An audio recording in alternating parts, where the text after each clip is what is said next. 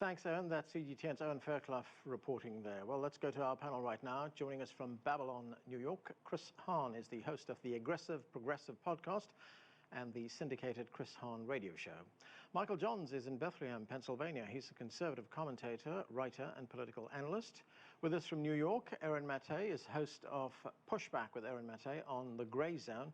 And also joining us from New York, Vinoo Varghese is founder and principal attorney at Varghese and Associates, a criminal defense law firm. So, Vinoo, what are your thoughts on that? Is it constitutional? I believe it is. I mean, you have precedent for it. You have the Secretary of War under President Grant, who was charged after he left office, or he was impeached. He wasn't convicted. I think Chuck Schumer, Senator Schumer, engages in hyperbole a lot, and I don't think it's so clear an issue. I think you have precedent for it. And in this particular case, it comes down to a question, right? This is a political process. So this isn't a criminal process. These are what basically Alexander Hamilton, called the impeachment process a place to fix an abuse of public trust. And everything President Trump did along the way that led to the riots or the invasion of the Capitol was a violation of public trust. But, the larger question is this the right thing? And that's a political question, but this is a political process.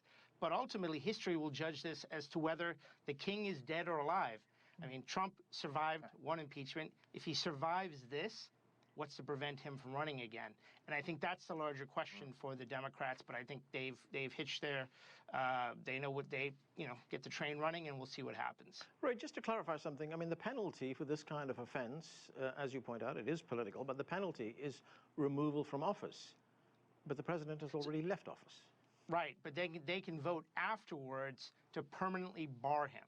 Right. So that's a separate vote, and they will not need 67 senators. If they get to 67 senators for impeachment, then they can bar him for good after that. But they won't need a supermajority on that because they've already got the impeachment. Yep.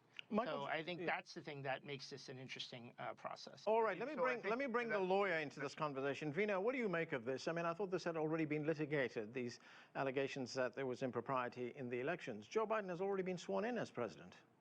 Yeah, I have to agree with much of what my colleague said.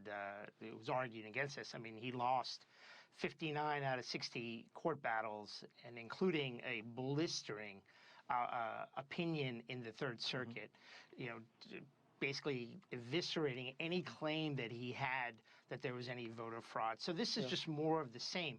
But let's bring this back to the impeachment issue of what speech.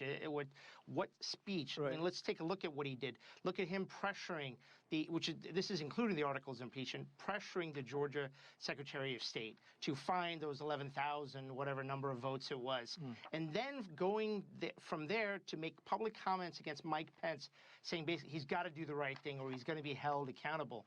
I mean, January 6th was a procedural day. It was not meant for a substantive argument or debate. So the question, I think, when you look at this, right, and this is a quasi-criminal standard, is, hey, was it foreseeable that this was going to happen? Yeah. Right. Did he say storm the Capitol? No, he didn't.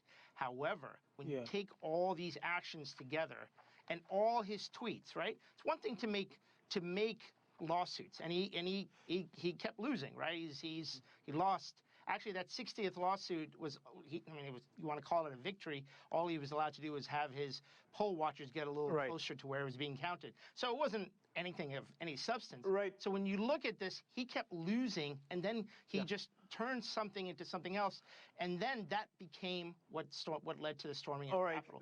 So in that sense, he should be held accountable. Right, Vinoo, let me get your thoughts on that. We've just got about a minute left. As Michael John says, this may not go anywhere. There's not the votes there for it, but the country is deeply divided right now. It's polarized. Will this process deepen those divisions?